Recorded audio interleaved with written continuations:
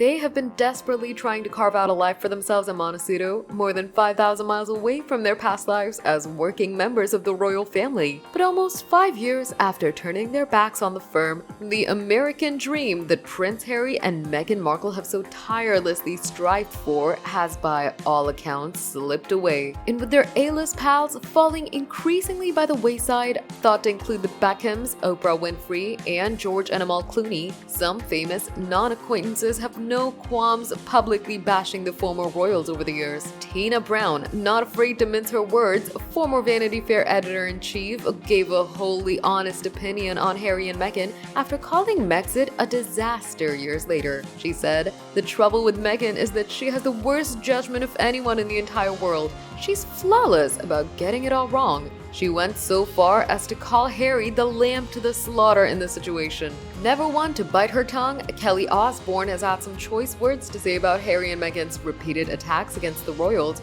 calling Harry an effing twat in June last year. She later did clarify her opinions by saying, "Maybe it's because I feel a certain level of disappointment in the sense where I feel like they had an opportunity to become the most liked and loved people in the entire world. It's safe to say that Piers Morgan has bigger beef with the former royals than a carnivore convention. Yet it all could have turned out so differently." According to the news host, he had a short-lived friendship with a pre-marriage Meghan. It was in 2021 that things really soured when, in the wake of Harry and Meghan's tell-all interview with Oprah, Piers said he didn't believe a word. As one of the Real Housewives of New York City's most vociferous alumnae, Bethany Frankel's not afraid to start a rift. She proved just as much in July 2023 when she lashed out at Harry and Meghan and their indelicate transition from working royals to Hollywood stars, calling their highly publicized outbursts against the monarchy a botched job. Former Fox News presenter Megyn Kelly once dedicated her Twitter feed to Sussex scorn,